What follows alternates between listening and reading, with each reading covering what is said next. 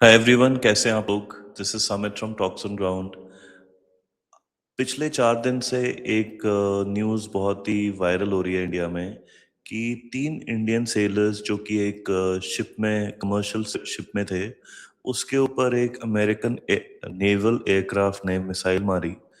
In fact 3 अलग अलग ships पे 3 अलग अलग दिन उन्होंने फायर करा, और फाइनली जो थर्ड शिप थी उसमें 3 इंडियंस की मौत हो गई। और वो जो मौत हुई उसके बाद वो फायरिंग स्टॉप हो गई। अब ये इशू बहुत बड़ा हो गया है इंडिया और यूएस के बीच में। ऑफ कोर्स इसमें कुछ इम्पोर्टेंट बातें आपको समझना ज़रूरी है। पहली बात, ये जो शिप्स थे ये इंडियन फ्लैग नहीं थे, मतलब ये इंडियन ओन्ड हो सकते हैं लेकिन इंडिया में रजिस्टर्ड नहीं थे। ये कमर्शियल शिप्स थे। ये एक कंटेस्टेड वॉर जोन में ऑपरेट कर रहे थे, और ये ओमान के तट के बाहर, मतलब कि ओमानी शोर जो है उससे थोड़ा सा पास में ही थे। और तब इन्होंने ये फायर उनके ऊपर हुआ है, और ये फायर पक्का करा गया है अमेरिका द्वारा। और ऑफ कोर्स इसमें ट्रम्प ने आके ज़रूर ये बोला कि भी ये तो ईरान ने करा है। डायरेक्टली नहीं बोला कि भाई इस इंसिडेंट के बारे में, बट उन्होंने बोला इंडियन सेलर्स को ईरान मार रहा है। तो ये जो इशू है ये बहुत ही पेचीदा इशू है, बिकॉज इसमें बहुत सारे सी फेयरिंग रूल्स हैं कि आप ब्लॉकेट लगाते हो तो क्या रूल होता है, आप क्या कर सकते हो क्या नहीं कर सकते हो। लेकिन एक बात अ, देखने वाली है कि जैसे मैंने कहा कि 3 शिप्स के ऊपर फायर हुआ, तीसरी शिप में 3 लोग मरे, उसके बाद उन्होंने ये फायरिंग बंद करा। तो क्या ये उनका मंशा ये थी कि लोग मर जाएं उसके बाद हम बंद करेंगे, बिकॉज ये एक हमने मैसेज दे दिया इंडिया को। क्योंकि वहां पे बाकी काफी कंट्रीज के शिप्स हैं, ऐसे डार्क शैडो फ्लीट जिसे कहते हैं, और वहां से वो बहुत सारा सामान लेके अंदर बाहर होते रहते हैं। अब पूरी सी लेन्स जो होती हैं वो बहुत बड़ी होती हैं, उनको मॉनिटर करना, जितने भी सैटेलाइट लगा लो, सेंसर्स लगा लो, वो काफी डिफिकल्ट होता है। तो अमेरिकन नेवी ऐसा नहीं है कि हर शिप पे फायर कर रही है, हर शिप को रोक रही है।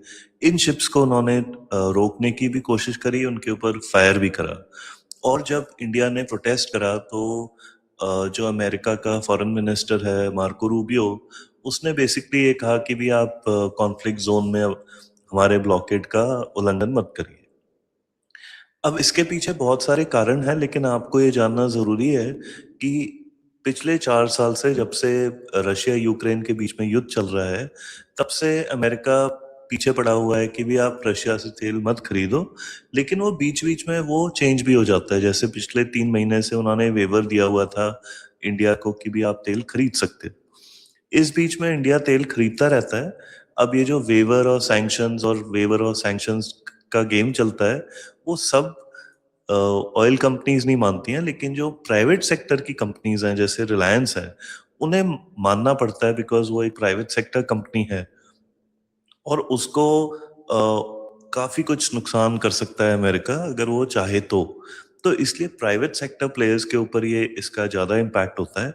इसीलिए लोग कंफ्यूज हो जाते हैं कि भी इंडिया तेल खरीद रहा है या नहीं खरीद रहा है, तो सैंक्शन है या नहीं है। तो बात यह है कि जो प्राइवेट प्लेयर्स हैं वो रुक जाते हैं करने में, जबकि जो पब्लिक सेक्टर कंपनीज हैं हमारी, वो इंडियन ऑयल कॉरपोरेशन, ये सारी जाके तेल खरीदती हैं। और ये कंटिन्यूअसली चल चल रहा है 4 साल से। ये बहुत बड़ा कंटेंशियस इशू है इंडिया यूएस के बीच में। लेकिन ये जरूर है कि अगर ये कल को इंडिया पूरा तेल बंद भी कर दे, तब भी उनका ये इशू चलता रहेगा। तो ऑब्वियसली इसमें बहुत सारे एंगल्स हैं। एनीवेज, इसके कुछ एंगल्स मैं आपके साथ शेयर करूंगा। पहले हम ये देख लेते हैं कि भी क्या क्या और डेवलपमेंट्स हुए। इसमें हमारी एमईए ने स्टेटमेंट दिया इसके बारे में, अभी ये for people 3 दिन पहले health की है। and safety. Uh, yes, Saurabh, to answer your question, these attacks came from the U.S. Navy that is stationed there.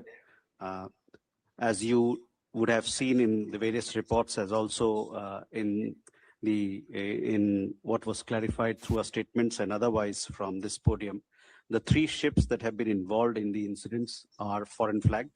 So one was two of them are Palau flagged, and the third one, which came under attack today, is Guinea flagged. So that is, they are not Indian-owned ships. They are all.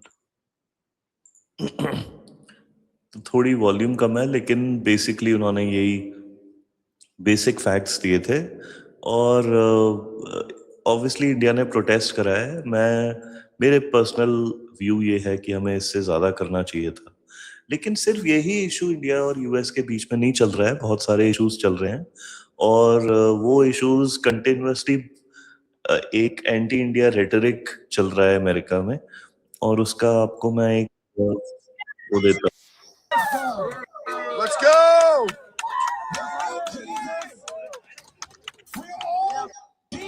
Let's go. Every single person on this earth idolatry.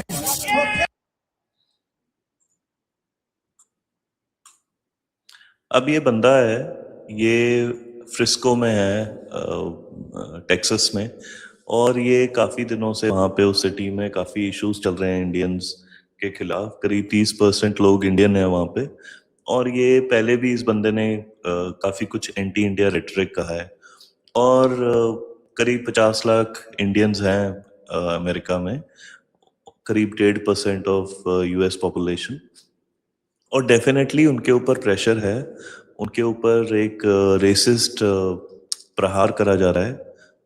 H1B जो एक bridge था India और America के बीच में, specially Indian technology और American technology के बीच में, उसको भी तोड़ा जा रहा है। लेकिन उसमें क्या हो रहा है कि ट्रम्प को उतना सक्सेस नहीं मिल पा रहा है जितना वो चाहता था, फिर भी बीच बीच में वो ट्राई करते रहते हैं। अब उन्होंने जो लास्ट ईयर एक 100,000 वीज़ा फीस थी, उसको वहाँ के ही कोर्ट ने खारिज कर दिया, तो उनको काफ़ी रिवर्सेस भी देखने को मिल रहे हैं, बट उनका एफर्ट जारी है, और वो इसलिए जारी है बिकॉज उनका ये बिल्कुल एक स्ट्रॉन्ग कन्विक्शन है कि भी इंडिया को आपको रोकना पड़ेगा, और वो रोकना हर तरीके से, आपको टेक्नोलॉजी से रोकना है, मिलिट्री से रोकना है, जियोपॉलिटिक्स में रोकना है, डिप्लोमेटिकली रोकना है, इकोनॉमिकली रोकना है। So the task is really cut out for America. बड़ा डिफिकल्ट टास्क उन्होंने लिया है, और उनके लिए ये बड़ा मुश्किल गेम है मेरे हिसाब से।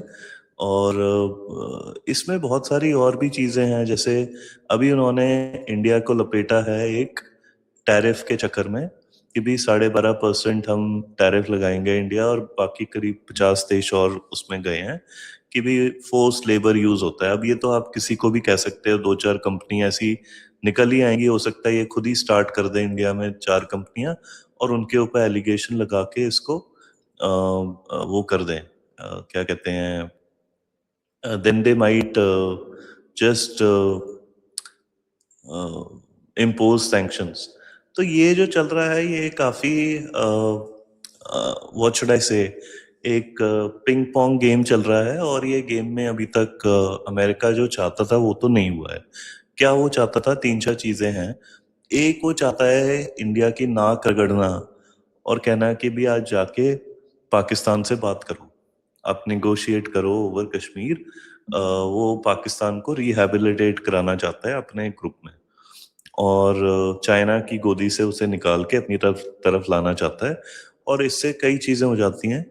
जो मोदी साहब का एक पॉलिटिकल प्लेटफॉर्म है वो भी खिंच जाता है, उससे ऑब्वियसली उन्हें एक एंट्री मिल जाती है कश्मीर की तरफ, और इससे चाइना का भी जो इन्फ्लुएंस है पाकिस्तान में वो कम हो जाता है। मतलब इसके बहुत सारे इफेक्ट्स हैं, लेकिन मेजर जो है ये इमीडिएटली कराना चाहते हैं इंडिया से, और एक ट्रैक टू डिप्लोमेसी भी इंडिया की तरफ से कराई गई है पाकिस्तान के साथ पिछले कई महीनों में।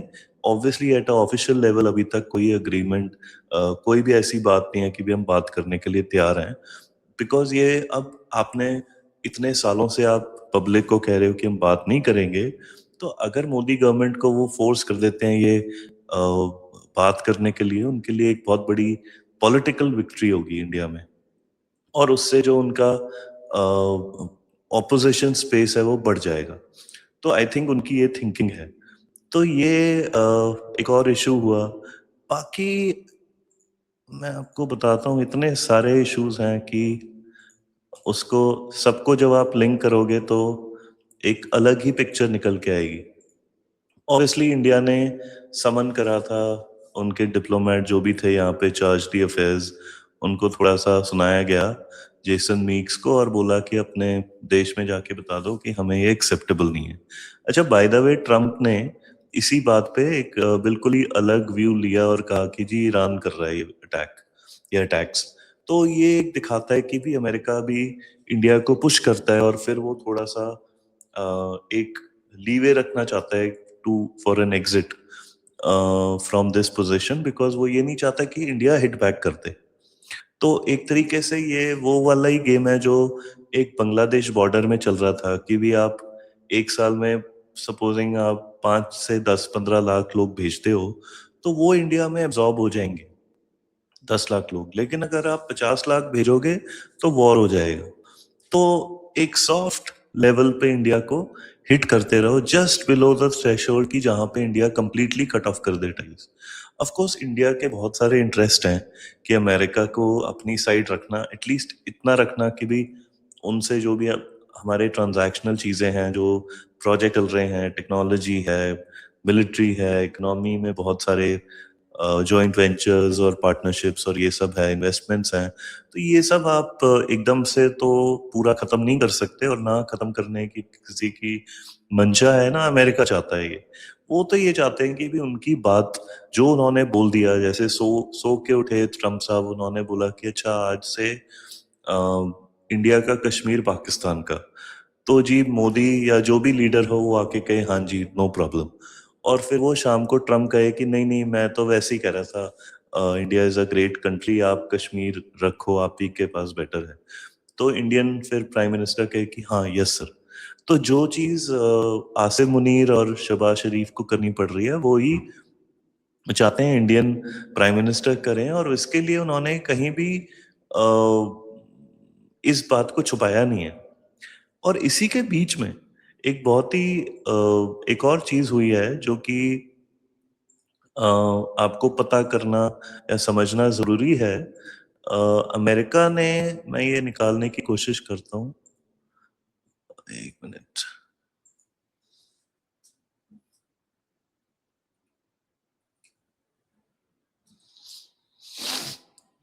तो अमेरिका का एक कंपनी है जो कि एंथ्रोपिक करके, जो कि जैसे चैट जीपीटी है ओपन एआई का, वैसे ही एंथ्रोपिक ने भी अपने माइथॉस और कई और मॉडल्स हैं एआई के जो कि रिलीज करे हुए हैं।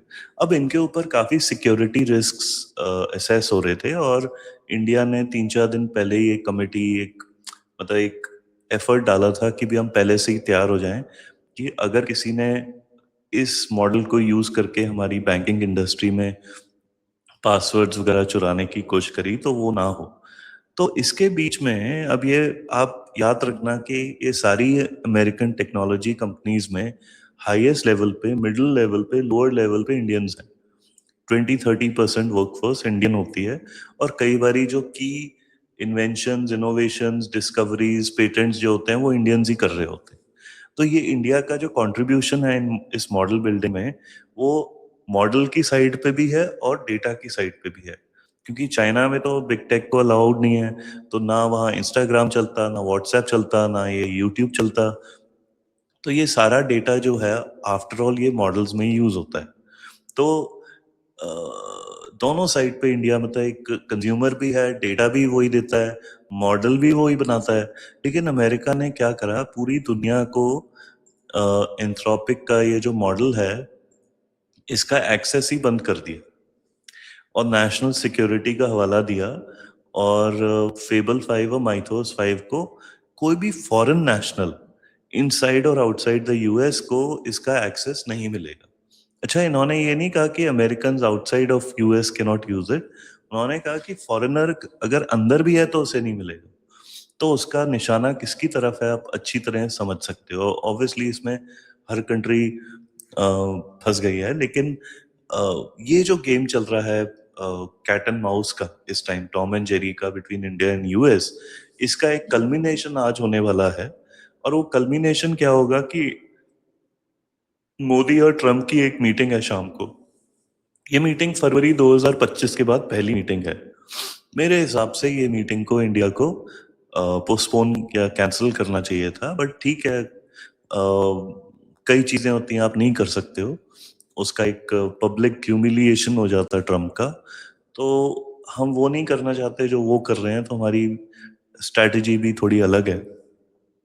तो जो भी देखा जाए, आज वो मीटिंग होएगी, देखते हैं उसके ऑप्टिक्स क्या होते हैं, उसमें क्या बोला जाता है, कोई बाद में क्या निकल के आता है 24-48 घंटे में, उसका हम एक फॉलो अप करेंगे।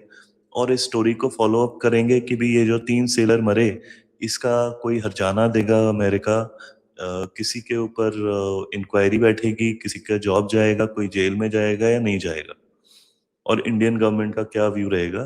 तो ये था आज का हमारा प्रोग्राम। आपको अच्छा लगा तो लाइक करिए, सब्सक्राइब करिए, शेयर करिए इस वीडियो को, and thank you for watching. This was Samit from talks on ground.